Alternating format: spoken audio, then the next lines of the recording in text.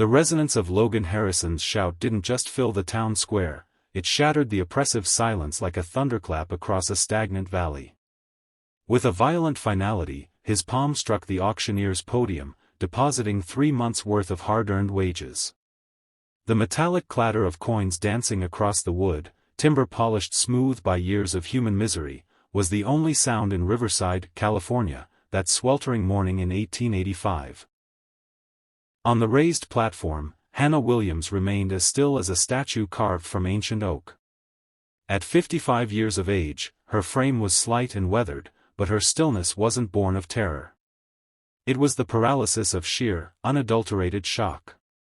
For more decades than she cared to count, she had been a ghost in her own life, a fixture of labor and silence. No one had stood in the gap for her since she was a young girl.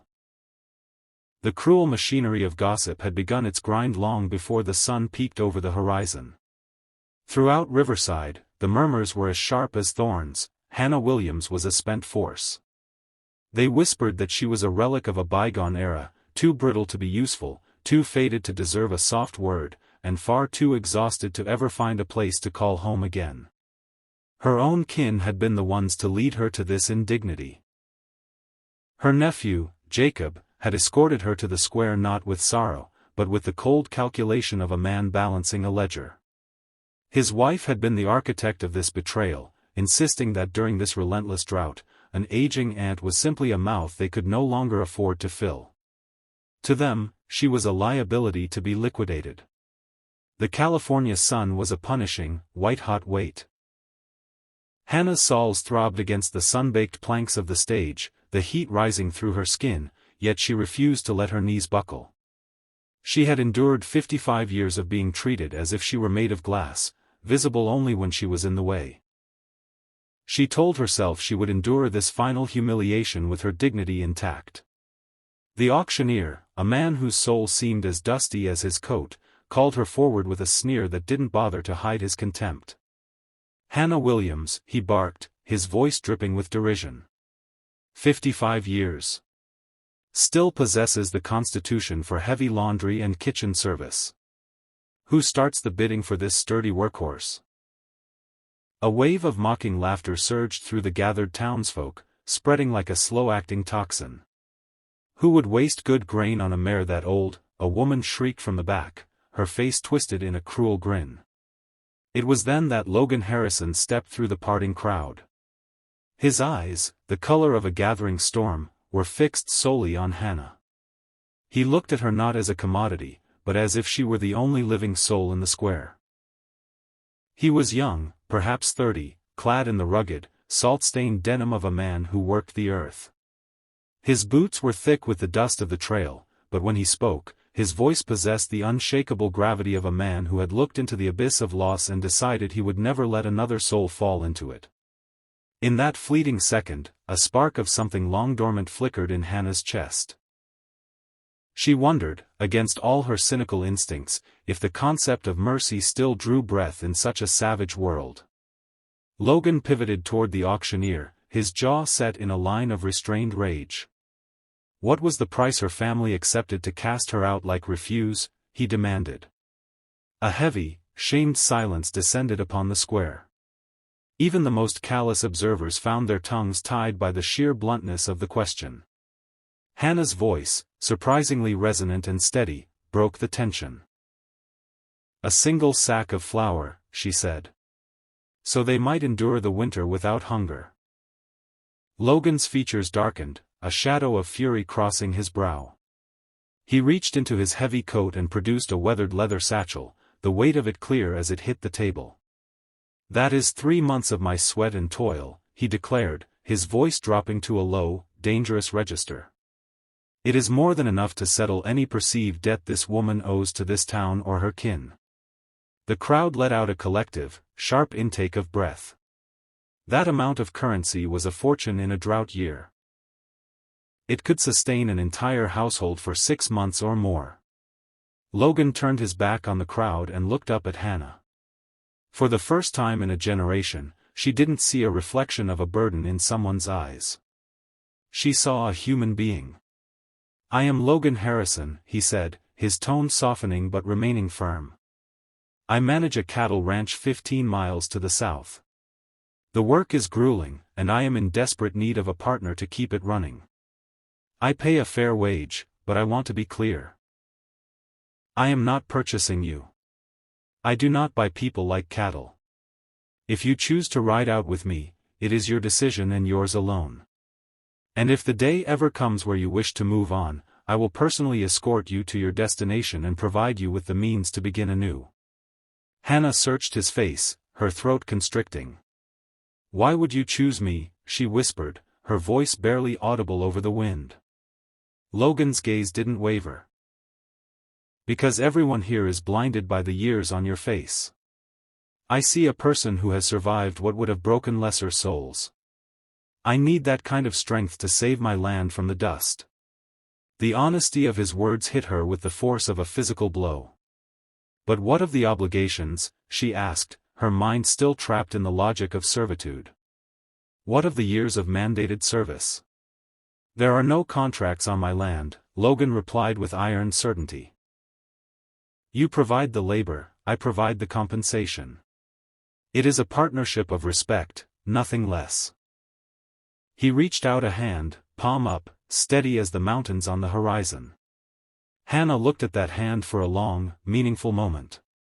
Then, with a slow, deliberate motion, she placed her scarred, calloused hand into his. The Harrison Ranch was a sprawling expanse of amber grass and golden valleys that seemed to pulse with life under the vast California sky. When they arrived, Logan showed Hannah to a small, sun-drenched guest room.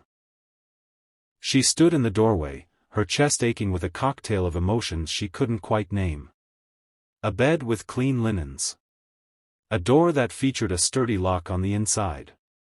A space that belonged to her. Privacy. Personal worth. She realized with a start that she hadn't known the meaning of the word dignity for half a lifetime. The following morning, the house was filled with the aroma of roasting coffee. Logan had already prepared a simple meal of thick bread and fruit preserves. I reckoned we'd need a solid foundation for the day, he remarked casually. There's much to be done. There were no barked orders. No sharp rebukes. Only the quiet, mutual understanding of two people who knew the value of a day's work. They spent the morning side by side, surveying the perimeter fences and checking the structural integrity of the barn. Hannah moved with the silent, practiced grace of a woman who had never known the luxury of rest. When they reached a section of the fence that had succumbed to the wind, Logan began to unload heavy timber posts from the wagon. These are 50 pounds apiece, he cautioned. Don't go overextending yourself. Without a word, Hannah stepped forward, hoisted a post onto each shoulder, and marched toward the fence line without a single hitch in her stride. Logan stopped, his eyes wide with genuine shock. You'll do yourself an injury, he protested. She simply shook her head, a ghost of a smile playing on her lips. I have carried burdens far heavier than cedar wood, Mr. Harrison. His expression shifted, not into anger toward her, but into a simmering resentment for the life that had forced such calloused resilience upon her. Your nephew treated you as little more than a beast of burden, he murmured. Perhaps, Hannah replied evenly. But the silver lining is that I now know exactly what I am capable of enduring.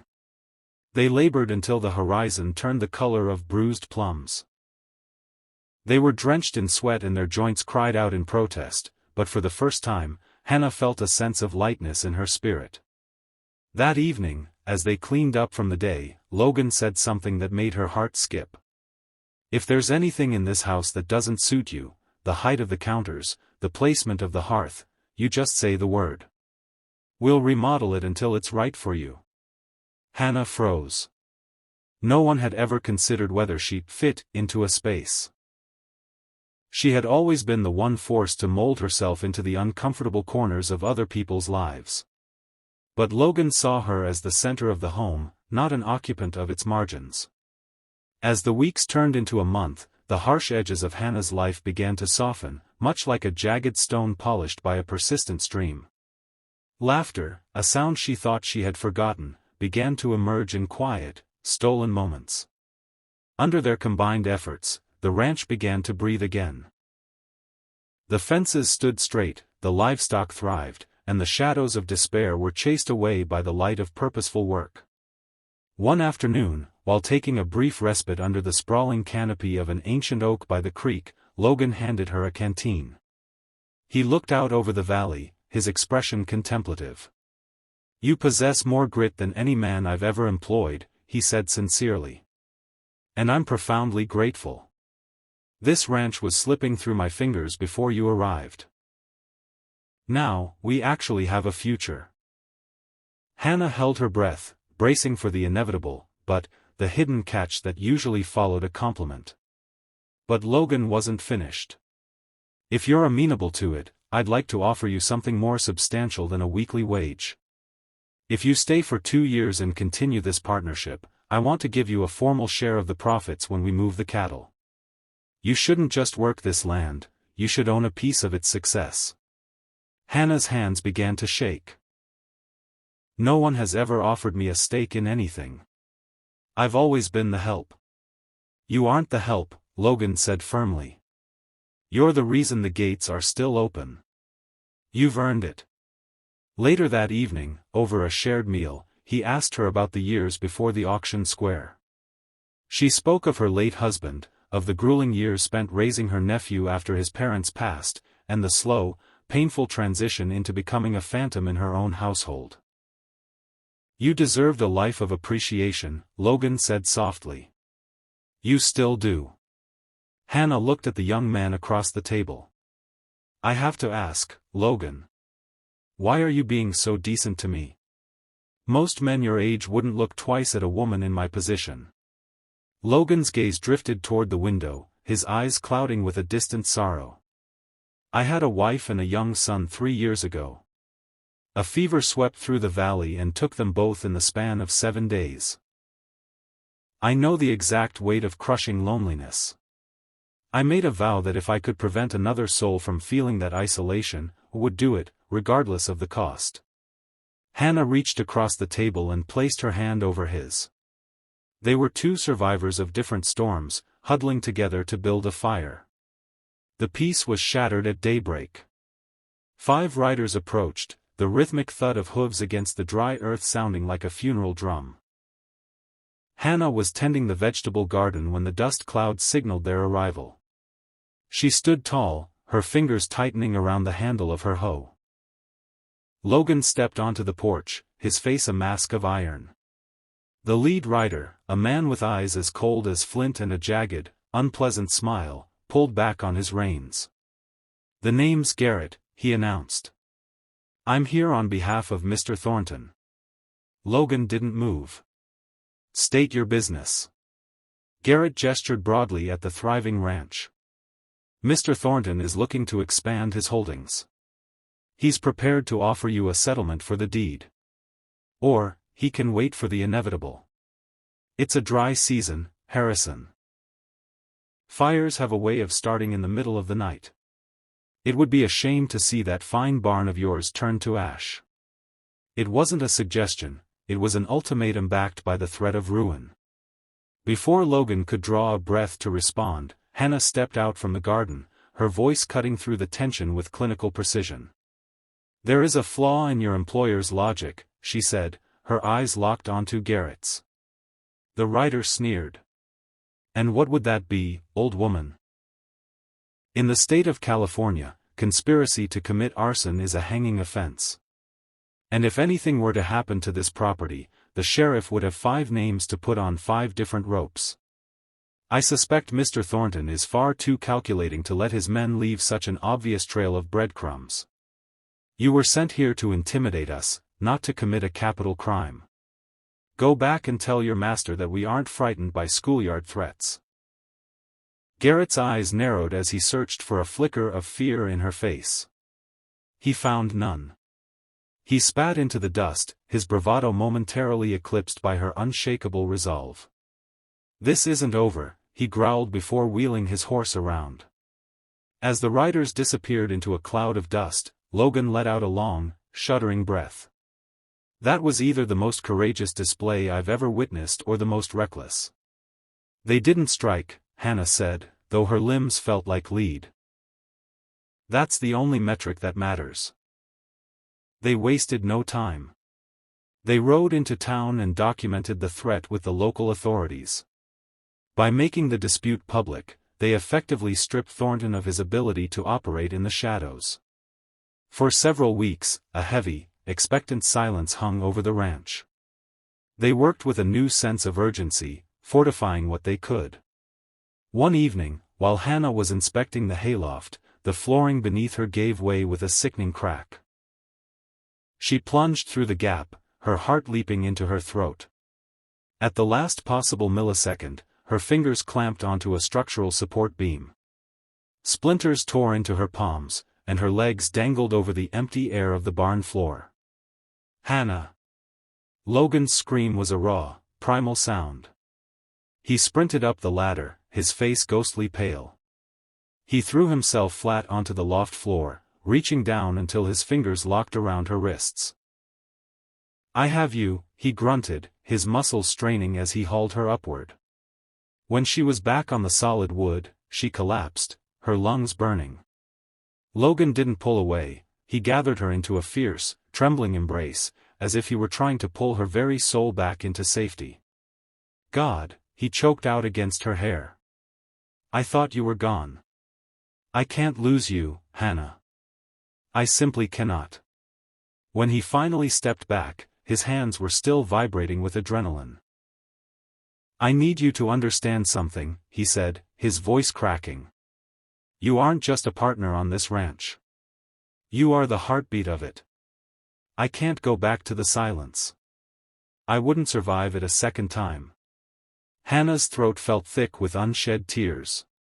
"You don't need to respond," Logan added hurriedly. "I know your life has been a series of hardships. I just needed the truth to be out in the open." But Hannah didn't turn away. She reached up and touched his face. "You have become everything to me, Logan. More than I ever dared to dream possible." He leaned in with agonizing slowness, giving her every opportunity to retreat. She didn't. Their lips met in a kiss that began with a tremble and deepened into a profound, life-altering promise. That night, as the embers glowed in the fireplace, Logan spoke with a sudden, desperate clarity. "Marry me." Hannah felt the world tilt. "Logan. I realize it seems abrupt," he forged ahead, "but I love the woman you are. I love your fire, your resilience, and the way you look at this land. I will always hold the memory of my first family in a sacred place, but there is room in my heart for you, too. I don't want to face another sunrise without you being my wife." Tears finally spilled over. "I spent 50 years believing I was disposable," she whispered. "I never thought I would be wanted. Not at my age. Not with my scars." "You aren't too old for a new chapter," Logan said with fierce conviction. "You are exactly the person I've been searching for." "Then yes," she breathed, her voice a mix of a sob and a laugh. "Yes, Logan. I will." Winter descended upon the valley with a vengeful chill, but the ranch remained a sanctuary of warmth. During a particularly brutal blizzard, a young woman collapsed against their door, nearly frozen to the bone. Her name was Sarah, and she was a refugee from Thornton's cruelty. He had attempted to coerce her into a life of indentured service by leveraging her family's debts. This time, Logan and Hannah didn't just play defense. They escorted Sarah to the city and sat down with a prominent journalist. Sarah's testimony was published on the front page, sparking a firestorm of public outrage. The sheriff, backed by the weight of public opinion, finally moved against Thornton. As the authorities led Thornton away in shackles, he lunged toward Hannah, his face contorted with rage. "This is your doing. You've ruined me. You'll end up with nothing." Logan stepped in front of her, taking her hand and weaving his fingers through hers. "No," he said with quiet authority. "We'll be just fine. We have everything we need. 2 days later, in a small, unassuming ceremony at the sheriff's office, they exchanged vows. When Logan said, "I do," it sounded like an anchor hitting the sea floor. When Hannah repeated the words, it sounded like the breaking of a chain. Spring arrived with a flourish of emerald and gold. The ranch was transformed into a paradise of blooming wildflowers and thriving crops. Sarah stayed on with them, filling the house with a youthful energy that Hannah had never expected to experience again. She became the daughter Hannah had been denied by a life of toil. One evening, as the sky was painted in strokes of violet and orange, Hannah led Logan out to the porch. She had been uncharacteristically quiet all day, her nerves buzzing with a secret that felt like a miracle. "Logan," she said softly, taking his hands. He looked at her, concern etching his features. "Are you feeling unwell? You look a bit flushed." "I had a visit from the doctor while you were in town yesterday," she began, her voice wavering. Logan tensed. "Is it your heart?" "In a way," she said, a tear of joy tracing a path down her cheek. "Logan, I'm carrying a child." The world seemed to stop spinning. Logan stared at her, his expression a chaotic journey from confusion to realization to overwhelming, tearful bliss. "A baby?" he whispered, his hand trembling as he reached out to touch her stomach with profound reverence. "We're going to have a child?" He wept then, tears for the life he had lost, and tears for the life he had been given back in a way he never thought possible. "I didn't think it could happen," Hannah admitted, her own voice breaking. "Not at 55. You have spent our entire time together proving that the world's rules don't apply to you," Logan said, drawing her into his arms. "You are a miracle, Hannah Harrison." That night, they sat beneath a blanket of stars, his hand resting over the new life growing within her. At an age when most women were being told their stories were over, Hannah's most beautiful chapter was just beginning. Months later, the town held its annual harvest celebration.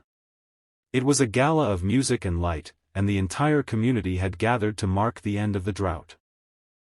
Hannah stood at Logan's side, her silhouette unmistakably rounded, her face radiating a quiet, powerful contentment. Logan presented her with a gift he had crafted in the forge, a silver cuff. Engraved upon the metal were three symbols: a mountain, a barn, and the figure of a woman standing tall against the wind. "You were never too old for this life," he whispered as he fastened it to her wrist. "You were exactly the right person at exactly the right time." He then addressed the crowd, his voice carrying across the square where he had first found her. "This is my wife, Hannah. She didn't just save my ranch from ruin, she saved my soul from the dark. And now, she's giving this family a future I never dared to pray for again." The square, once a place of her greatest shame, erupted in a roar of genuine applause. Even those who had once looked down upon her now gazed at her with a newfound sense of awe and respect. As they walked back to the ranch under the shimmering moonlight, Hannah smiled at her husband. "I was just thinking," she said playfully.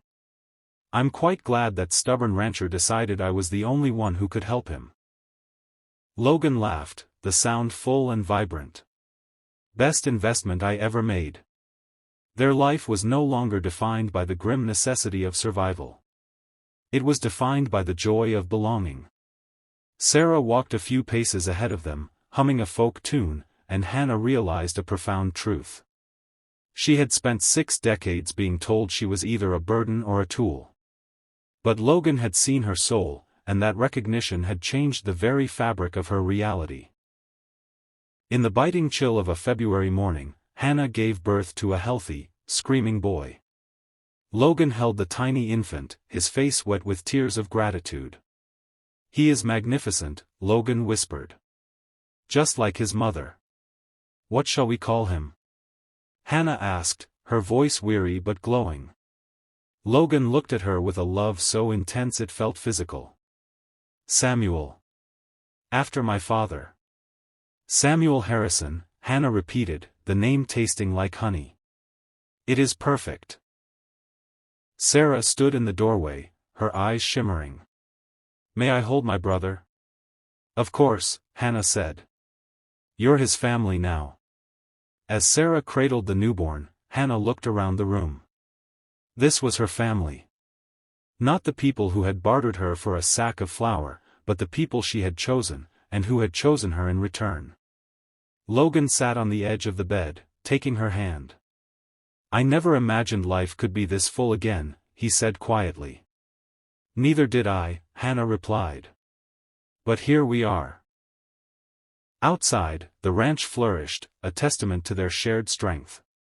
Inside, a new generation was beginning, sheltered by a love that didn't care about the date on a birth certificate.